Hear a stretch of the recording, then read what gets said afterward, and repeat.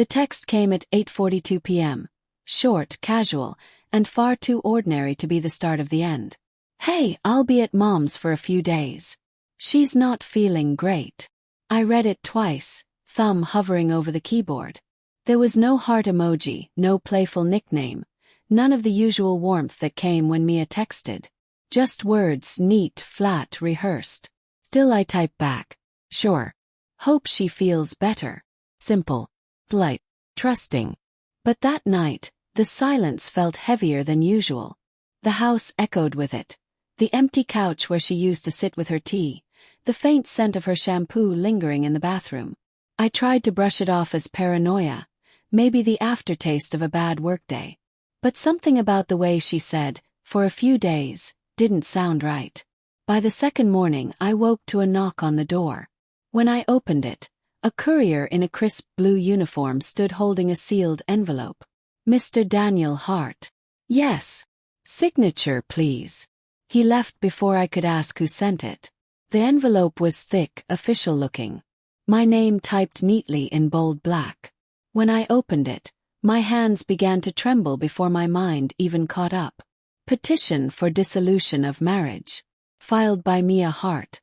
I sat down, the words blurring as my vision swam. Every paragraph felt like a blade. Irreconcilable differences. Separation of property. Custody not applicable. No argument. No warning. No conversation. Just papers. The kind of ending that didn't even grant you the decency of a voice. At first I couldn't breathe. Then came the disbelief. This had to be a mistake. Maybe a prank. Maybe her mother was involved somehow. Mia would never. But then I noticed something. The hotel address listed under her temporary residence. Hotel Fairmont. Room 167. Not her mother's address. Not even close. My heart stopped. Checked the time. 9:13 a.m. I grabbed my keys before reason had a chance to intervene. The Fairmont was one of those quiet, upper mid-range hotels meant for business travelers. Soft jazz in the lobby, the faint smell of coffee and cologne. I could barely keep my voice steady when I asked the receptionist. "I'm looking for a guest. Mia Hart, room 167. The woman glanced at her screen, then hesitated. "Sir, I'm afraid." "Please," I interrupted, my tone sharper than I meant. "I just need to know if she's okay." She looked conflicted, then nodded toward the elevator.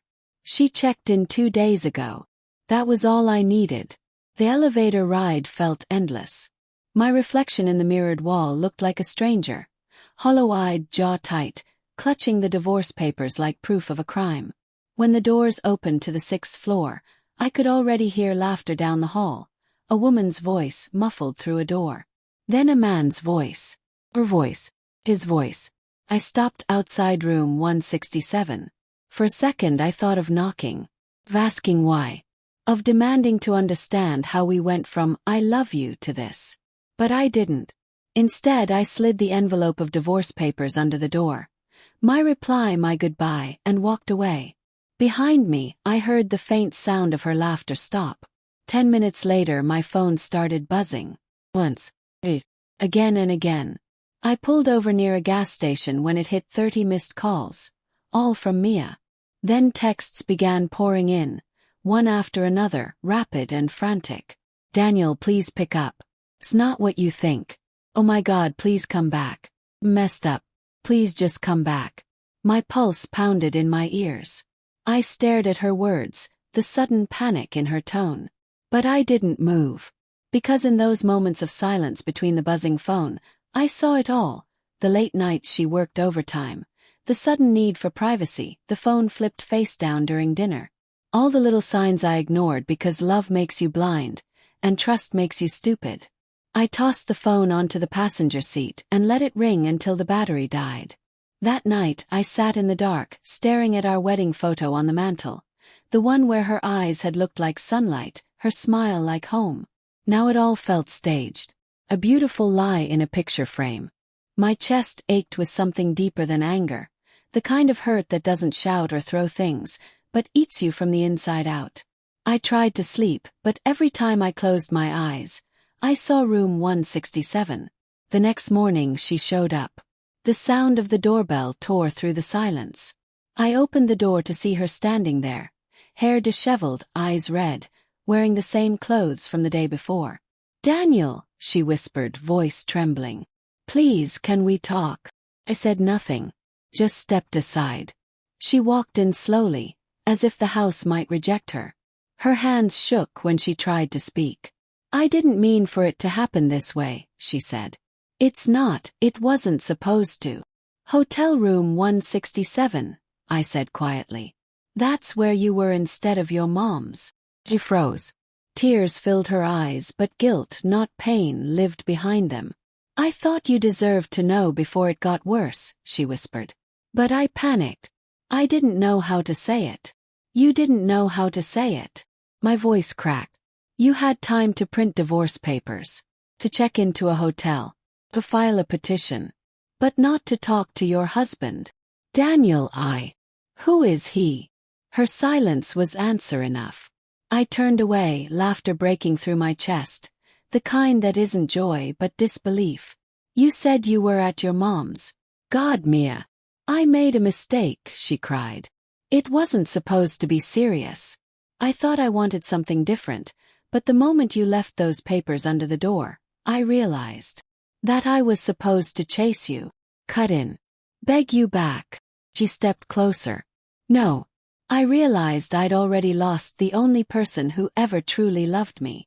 The words hung between us, raw and heavy. For a long time, neither of us spoke.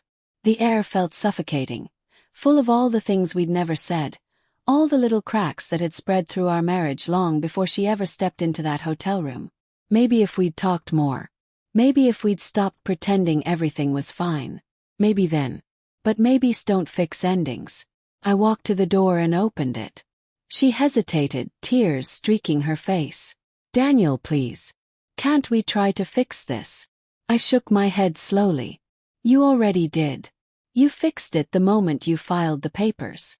Her lips parted as if she wanted to say something, but then she just nodded. When the door clicked shut behind her, the silence that followed wasn't empty anymore. It was clean, final. Weeks passed. The house felt different, quieter but lighter somehow. I boxed up the photos, deleted her number, and stopped checking the messages she still sent every few days. "I'm sorry. Please forgive me. I miss you." I didn't reply.